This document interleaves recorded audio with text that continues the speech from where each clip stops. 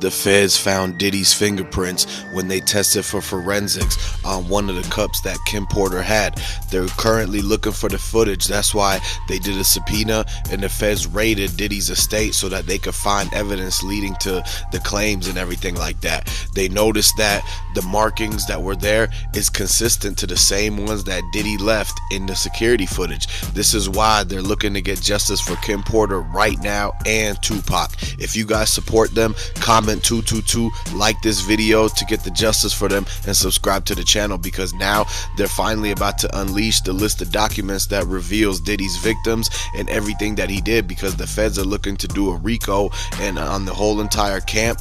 Bad Boys, P. Diddy, everybody that's involved is about to get taken down. They're currently seeking justice for Tupac, Biggie Smalls, and Kim Porter, as long as also with Heavy D and Craig Mack, because they believe that there was a lot of foul play done in many situations in the people, and it all leads back to one main person. The fingers are pointing at P. Diddy, and he got caught red-handed. This all is happening, and people are finding out about it, and the feds are basically launching the investigation, because this is karma from him treating people wrong and for him trying to set up Tupac and Biggie.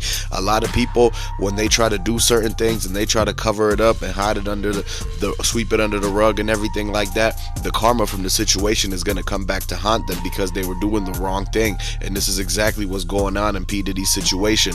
The reason why everybody is coming forward at the same exact time, why Cassie got her $30 million, why Keefe D is going on the stand to testify against him, why Gene Deal has already been trying to prove all of these things after all these years, is due to the fact that Diddy, he was being greedy, he was being jealous, envious, and this all leads to why he was acting the way he did and he treated the people the way that he did. He was really scared of Tupac and Biggie because they were about to come together and be more powerful than him. This is why he is also scared and afraid of 50 Cent, because 50 Cent now has the power of the people backing him, and that's what Diddy didn't have. That's what Diddy lost, and 50 Cent is now gaining and buying back all of the opportunities that Diddy lost from basically ripping people off by being two-faced, two-sided. He acted like and made it seem like he was going to be this type of person, but then when you got alone with Diddy and them after parties, them white parties and the freak parties happen, then he's a whole different type of character. And this is what people fail to realize. You can't trust everybody out there, especially people who like celebrities, people with money and all that. It doesn't make them better than nobody else, the next man. And this is what people got to realize, is that it all comes back to getting justice for the people who was wrong and fixing them wrongs and turning them into rights. Everything that was done in the dark is gonna come to light, and people believe that what Diddy did is basically he's getting what he deserves, because everyone knows at this point he could have had a lot of money, he could have been sitting up nice and taking care of his business and everything like that, but he wanted to keep going and get to the top. He wanted to be above everybody. He wanted to have all the power, all the control. He wanted to be the king of New York and all of these different labels and all that stuff, and he didn't want to stop at getting a 50 million, 100 million. He wanted to keep going, but that only meant stepping on and mistreating people, and that's what actually caused him to basically, he let the money get to his head. He let the greed, the envy, the jealousy of being the rich guy, being the guy with all the control and owning the Bad Boys and everything. Now he has to sell Bad Boys. Now he has to sell Sean John. He got kicked out of Ciroc. Neiman Marcus doesn't want him in their stores. Dillard's, Macy's, Saks Fifth, they don't want him, Diddy, in there no longer, because that's going to tarnish their image by keeping him in there, when at this moment he's being looked at and investigated for 10 different types of wrongdoings that he did, and they're getting justice because the families have been fighting this for a long time. They've been working with the justice system, the DAs and the prosecutors of the areas, and they've been finding out through the whole entire thing what is the footage that they have against Diddy, what is the exact evidence that's coming forward, what did Cassie bring to the table to the feds to help prosecute and bring justice for Tupac, with exactly the same thing that Keefe D did by telling the story about the $1 million, the proffer agreement.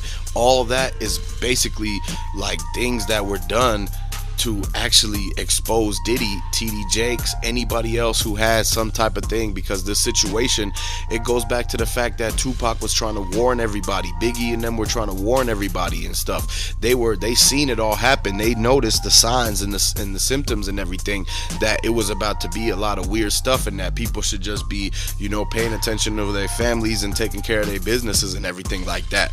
A lot of people knew that Diddy had something to do with Kim Porter, and they tried to get the footage a long time ago. They also tried to get the Tupac footage. But one thing you know about the footage is that the footage from everything was owned by a third-party security company that put up the cameras. And so when they try to go and get the footage from P. Diddy's house, it was already owned by ADT. They're the ones who actually set up the security system, and so they ended up selling the footage to a big company or some type of private person. It could have been somebody that Diddy gave the money to buy the footage back, so that way they're not able to release it. And this is why businesses have to keep their footage for 48 hours before they delete it, in case the first 48 happens and the investigators have to come and get the footage from them. And so now they're working hard to get the Tupac footage, because they know that there was cameras at them intersections and there was people taking pictures and all sorts of stuff. The Mike Tyson fight had just happened. There was news cameras and there was all sorts of people outside, witnesses that seen the whole thing go down. But the footage, they sold that to some other person who probably went and got it blurred out and this and that. It was a lot of people who were trying to get access to the Tupac and the Kim Porter footage, because on one hand, P. Diddy's whole team was trying to get access to it so that way they could buy it, so they don't have to release it ever. And if they ever had to, they could change it up and blur it and chop it up, because no one gets to look at the footage. No one actually was able to get it in time and request for it before the first 48 went by.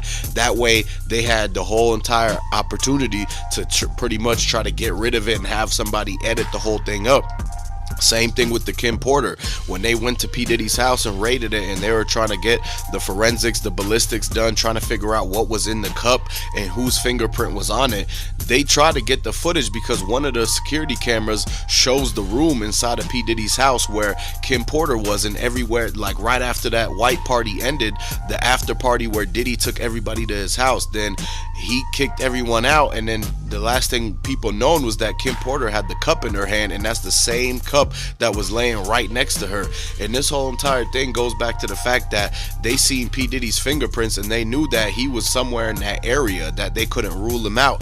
The same thing happened with Keefe D. When they raided his house after he spoke about the Tupac, they found the spent shell casings that lead back to the same exact blick that was used, the one that he talks about. He kept the rounds because they went to the detail shop to get the car cleaned up when they were trying to return the car. This was hours after the Tupac hit, and he said himself in the interview with Vlad that he took it to the detail and he paid to get the car painted back to white, and they basically cleaned the whole thing up. And under the seat track where the seat moves, he found the brass shell casing, and he picked them up. They were still hot, they were warm and bent up a little bit, and they had the residue that will lead back to that same exact thing that was used. And this is why the investigators have a lead with this whole entire thing. Keefe D, he was telling a lot of information, and a lot of people didn't think that he was the type of person that was going to be spilling the beans like that, and basically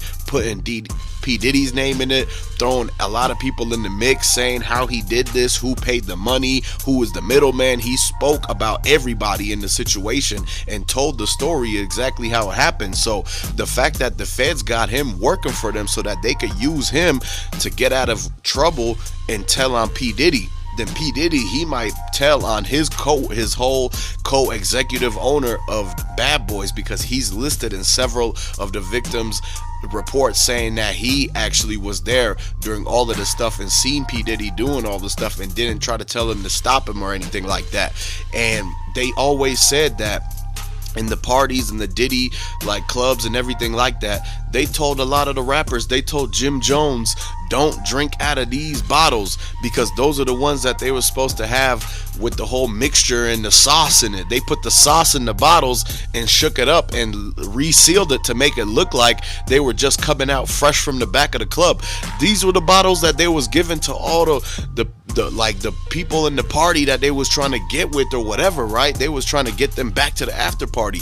So a lot of the people, the people, Kim Porter, the girls who was singing, the actresses, the famous supermodels, they was like, yeah, these bottles is the one with the sauce in it for them, and the other bottles, that's the regular Ace of Spades, those are the ones that all the rappers and Diddy had, and everybody that was supposed to be basically a part of the whole entire like ordeal. They were basically part of the plot, the finesse that was going on.